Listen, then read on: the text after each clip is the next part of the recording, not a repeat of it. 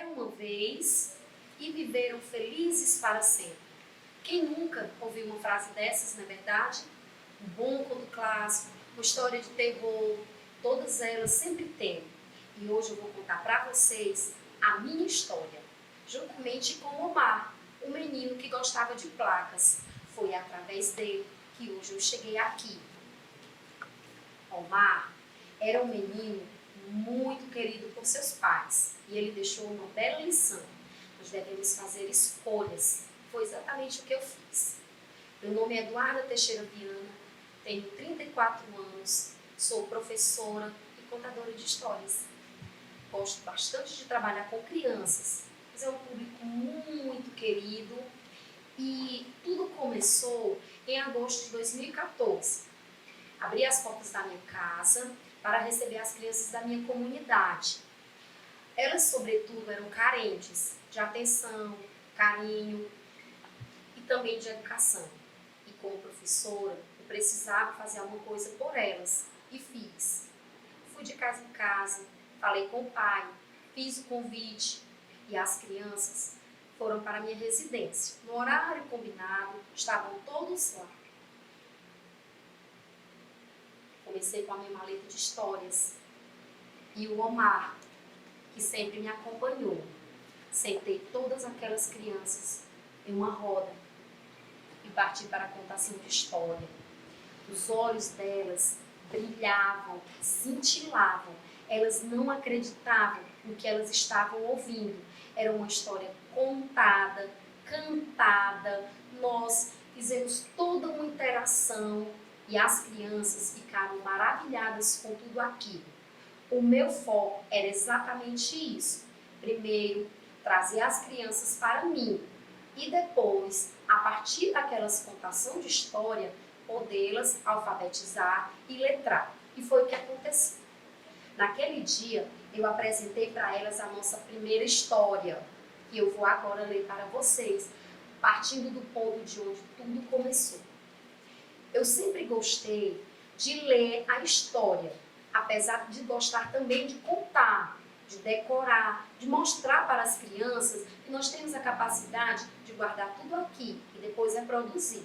Mas, na contação de história, eu gosto de mostrar as imagens para despertar a curiosidade da criança e as letras para que elas venham a conhecer. Omar, o menino que gostava de placas. Essa é a história de um menino chamado Omar. Para ficar mais interessante, naquele dia não, mas agora sim, eu trouxe para vocês a casinha do Omar e todas as pessoas que fazem parte dessa história. Essa é a história de um menino chamado Omar. Ele amava placas. Por onde ele ia com seus pais, ele apontava, mostrava, contava para os pais o significado de todas aquelas placas que ele já conhecia.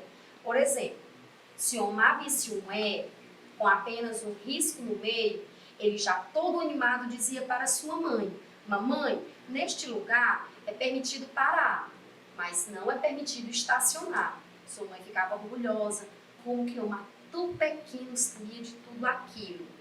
E ela e o pai de Omar sempre incentivaram o filho a fazer isso, pois eles entendiam que isso era muito importante para Omar, despertava sua curiosidade. Quando Omar passava e via uma placa de uma mulher com o dedinho sinalizando na boca, Omar já sabia que naquele local precisava de silêncio, de umas placas que ele não entendia, porque era muito criança ainda. Por exemplo, um dia ele perguntou para o papai: o que significa, pai, esse cigarro cortado no meio? Omar não compreendia, mas o pai, com muito carinho, atenção, sempre explicava para Omar: filho, assim como o dedo sinaliza que nós precisamos fazer silêncio naquele local, também esse cigarro sinaliza que aqui não é permitido para fumantes. E assim Omar ia aprendendo, sozinho e também com os seus pais. Chegou um dia muito importante na vida de Omar. Ele estava completando 8 anos de idade. Vocês nem imaginam o que ele ganhou de presente.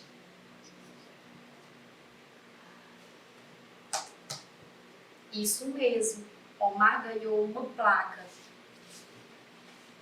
Mas aquela placa não tinha nada escrito. E isso foi muito novo para Omar. Durante aqueles 8 anos de vida dele, Omar nunca tinha se deparado com uma placa em branco. Ficou curioso, confuso e até triste, como a gente costuma dizer, num pé e no outro, querendo descobrir o que aquela placa misteriosa queria dizer. O pai de Omar olhou para o filho carinhosamente e disse: calma, Omar, sua mãe vai lhe explicar. Meu filho, disse a mãe com um tom muito carinhoso, é muito importante aprender e entender os sinais. Eles nos indicam por onde devemos ir ou não, o que é permitido, o que é proibido. E um dia, quando você for um adulto, você vai precisar se comunicar com as pessoas. Você vai criar os seus próprios sinais. Nessa placa sem sinal que nós lhe demos de presente, eu e o seu pai, nós gostaríamos muito que você aprendesse que na sua vida você vai precisar também escrever as suas placas, dar os sinais às pessoas, mostrar o que é permitido, o que é proibido, o que você precisa e o que você não precisa. Omar continuava confuso, não tinha idade para entender aquilo. Mas o tempo foi passando e a placa permaneceu guardada. Sua mãe disse: não precisa ser agora, meu filho. Você guarde sua placa, guarde o tempo que você precisar. E um dia você vai ver que essa placa vai ser o seu sinal de vida. Os anos passaram.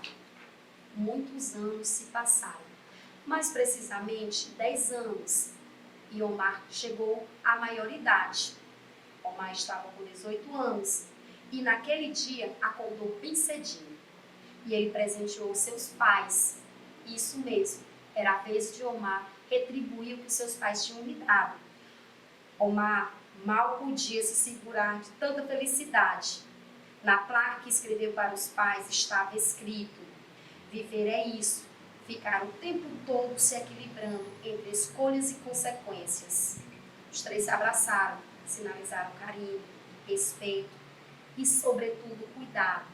Omar havia aprendido que ele era livre para fazer escolhas, mas ele deveria assumir as consequências das escolhas feitas. Quem gostou, bate palma. Eu dizia sempre isso para as crianças, e eles muito empolgados gostavam. Todas as sextas-feiras, as crianças vinham naquele mesmo horário. E nós fazíamos cada sexta-feira uma contação diferente. Foi de 2014 até fevereiro de 2020. Tudo funcionava na santa paz de Deus. Mas, infelizmente, nós fomos surpreendidos com a pandemia e nós precisamos nos reinventar. Foi um período muito difícil, foi muito triste, gostaria de deixar bem claro, porque para um bom contador de história, as palmas no final, o que as crianças levam para casa, a moral da história, o viver para sempre, o beijinho da princesa, isso é o que fica para nós. É o nosso pagamento, é a nossa missão. Como que eu ia fazer se estávamos todos em isolamento social? Como todo bom professor, eu precisei me reinventar. E eu precisei, ao invés da criança vir para minha casa, eu entrei na casa dele. A realidade era complicada naquele princípio, porque nem todas as crianças tinham um celular de qualidade, nem todas as crianças tinham um celular, para falar a verdade. Então eu precisava me adaptar a tudo aquilo. O que eu não podia fazer era desistir. E não desisti. Combinei com os pais. Respeitei todo o período do isolamento social. Mas coloquei minha máscara, fui na casa dos pais, pedi, por favor, para que eles disponibilizassem o celular para a sua criança, porque a nossa história não podia parar. A nossa alfabetização, através da contação de história, deveria ficar cada vez mais forte, porque as crianças estavam fora da escola. As crianças estavam vivendo um período novo e nós deveríamos fazer com que aquilo não deixasse a peteca cair. Dentro disso, eu trouxe essa contação de história para o meu trabalho. Como disse anteriormente, sou professora, trabalho na minha residência, acompanho crianças do infantil 3 ao 5º ano. E tudo o que eu fazia para as minhas crianças em sala de aula, eu também fazia para as crianças carentes da minha comunidade. Todas as sextas-feiras nós continuamos com a nossa contação de história.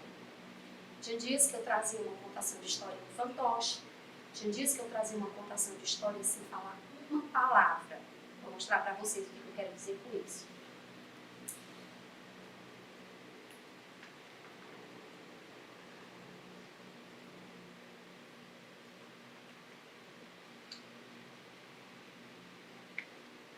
Eu fazia exatamente assim, como estou fazendo para vocês. Eu mostrava para as crianças apenas as imagens. E o meu retorno, já que eu não tinha as minhas palmas ao vivo, era que a criança mandasse um áudio para mim contando a sua história, o que ela tinha entendido. Eu exemplificava. Por exemplo, aqui nós percebemos a criança com o pai. O que eles poderão estar fazendo? Aqui ele está regando a planta. Que planta era aquela? E assim, eu ia despertando a curiosidade nas crianças. Eu ia alimentando cada vez o nosso vínculo. Eu não podia deixar de fazer essa ponte entre a gente para que nós não perdêssemos esse fio da meada. Pois a esperança é grande, que esses tempos difíceis vão passar. E quando eles passarem, a gente precisa que as nossas crianças continuem tão determinadas, tão esforçadas como anteriormente. Mas, além da contação de história, cabia a mim também alfabetizar aquela criança, já que eu sou o reforço, o suporte da escola, o braço direito do pai, eu não podia me prender apenas à contação de história. Eu também precisava apresentar para as crianças todo dia o alfabeto e fazia desafios. Por exemplo, hoje a tia vai sortear a letra D. E eu quero que você e o diferencial do olhar para a criança entender que eu ainda estava naquela roda de contação. Hoje eu quero que você me diga o nome de uma pessoa com a letra D. Quem vai acertar? Quem vai repetir? Eu ficava aguardando aquele retorno. No outro dia da semana, eu apresentava os números para as crianças. E apresentava cada número para que elas, além da contação de história, também tivessem acesso à leitura, aos números. E fui me reinventando, que nem todos os professores. Fazia um desafio que só eu e as nossas crianças entendiam. Era um pouco complicado, porque os pais, eles têm a correria do dia a dia. E muitas vezes eles não priorizam isso. E eu não os culpo. Porque muitos daquelas crianças que vivem na realidade daquele bairro, os pais, eles se prendem a um sustento. É o que eles podem dar para as crianças.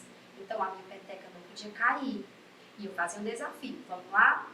Pega uma caixa de sapato na sua casa, não precisa cobrir. Porque a tia sabe que não é todo mundo que tem acesso a EVA, a cola. Criança não pode mexer sozinho com tesoura. Então, não precisa se prender a detalhes. O que a tia quer que vocês façam é aprenda o que eu vou ensinar. Combinado? E eu falava assim com eles, como se eles continuassem na roda de conversa. Mais uma vez eu enfatizo, eu não podia perder aqui. Eu não posso perder isso.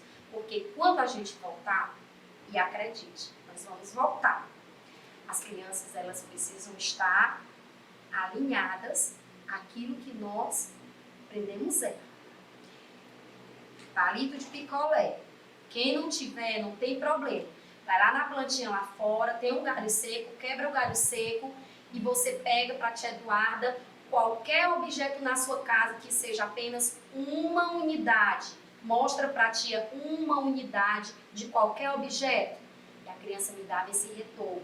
Agora eu quero ver 2 objetos. E assim sucessivamente. Naquele dia, nós trabalhávamos todos os numerais de acordo com a idade da criança. Eu não acumulava as informações. Dias era português, o alfabeto, frutas, cores, dentro da didática do português. No outro dia eu vim para matemática. Se hoje eu vou para matemática, eu vou aprender os números, amanhã as 4 operações, depois as formas geométricas, e assim eu fui criando, elaborando, aprendendo com outros professores a criar o meu próprio material e incentivar a criança a também criar o material dela. Teve dias que eu fui bem atrevida, que eu peguei a minha contação de história e mandava para o pai, porque não valia a pena para mim prender apenas a atenção da criança. Eu também precisava aprender que os pais são a ponte entre eu e aquela criança. E se eles me aceitassem, a aceitação da criança seria muito melhor. Mas para a contação dos pais, eu não podia fazer qualquer coisa.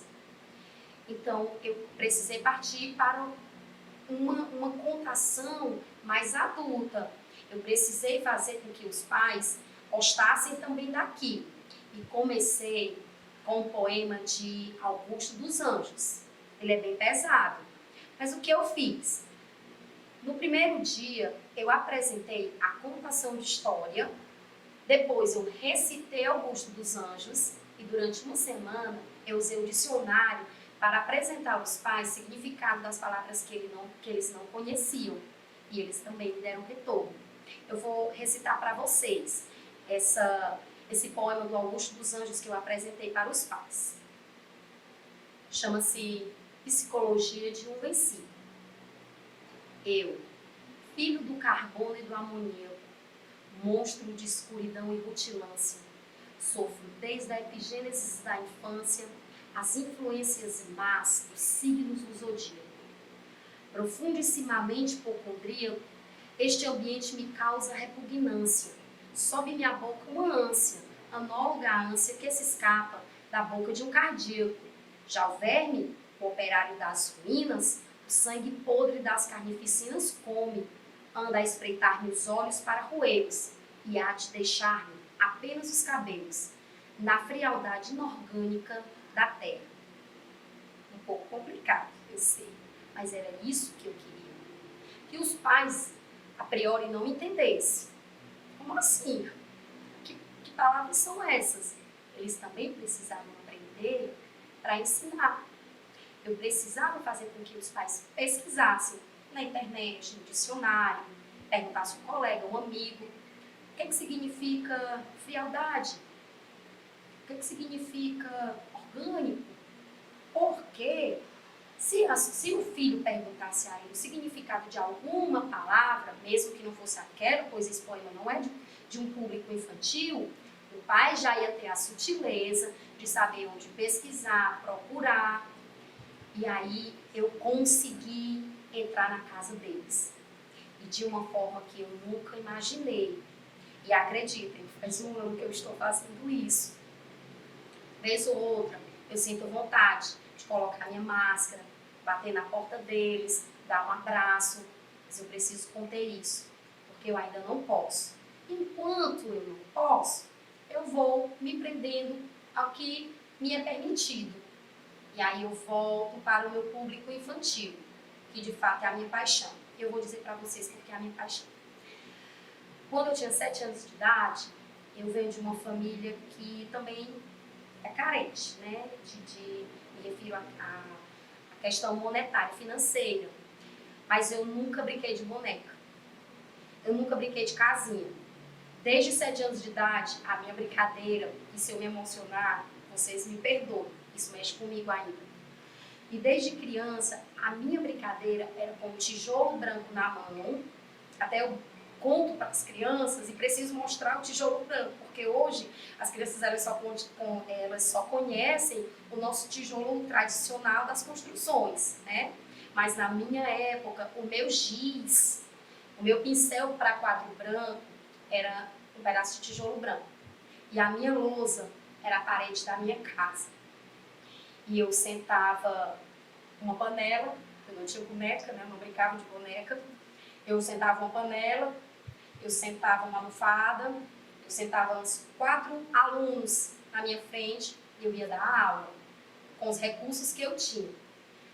E eu precisei, na minha vida adulta, trabalhar em outras coisas. Porque sou mãe de família, todos nós vivemos nesse mundo de consumismo, então nós precisamos ter como nos manter, mas eu nunca fui feliz. Eu sempre trabalhei por questão da remuneração. Até que, em agosto de 2014, quando eu já comecei lá na frente explicando para vocês, eu pude realizar o meu maior sonho. Aquele tijolo branco, aquela parede caraquenta se transformaram na minha louça, se transformaram no meu pincel e eu pude realizar o meu sonho de criança. Eu sempre quis ser professora, educadora, eu diria. Professor, a gente estuda e repassa, o educador não. O educador, ele é pai, mãe, psicólogo, ele acolhe. Toda a vivência da criança vem para você. Isso, quando você está em sala de aula, você deixa na sala de aula quando você vai para casa, que passa do portão da sua escola. Mas eu optei para trabalhar na minha casa. Realizei o meu sonho. Consegui formar as turmas, convenci os pais que aquilo era o mais importante para eles. Comecei cobrando uma taxa irrisória, me refiro à questão do trabalho. Bastante trabalho para pouca remuneração. Mas o meu ganho não era aquele, porque um professor não trabalha por dinheiro, um professor não tem uma profissão, um professor ele tem uma missão. E a minha missão era sonho de 7 anos de idade. E hoje, 6 anos depois, eu consegui realizar esse sonho, desenvolvo esse sonho, vivo do que gosto, vivo do que sei fazer. Foi então que eu comecei a variar as técnicas. Tinha dias que eu precisava de um fantoche para fazer uma pontuação diferente, mas eu não tinha. O que eu fazia? Eu pegava uma meia, pegava um pincel, vestia a minha mão na meia, fazia o meu fantoche e fazia a minha contação de história. Mas eu nunca pensei em desistir. Nunca a falta de material foi um diferencial, nunca a falta de material foi um problema para mim. Sempre foi uma solução. Os fantoches eram um diferencial. Eu não sofri porque os meus fantoches eram feitos de meias.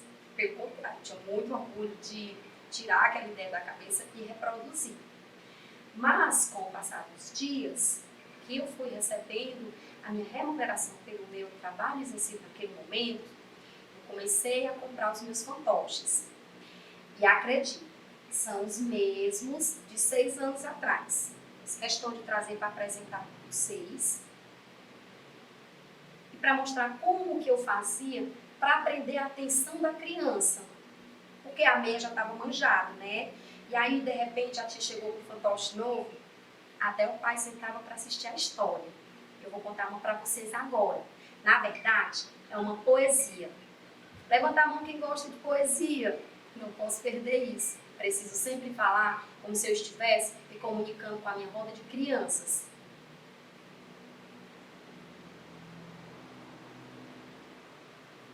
É poesia, mas hoje eu vou fazer diferente.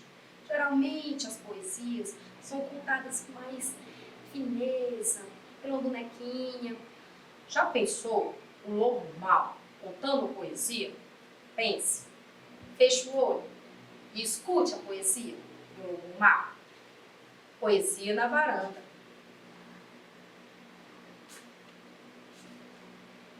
Brotou no chão a poesia na forma de uma plantinha, espigada, perfumosa, se abrindo para mim. Mensageiro de alegria, era um pé de alecrim.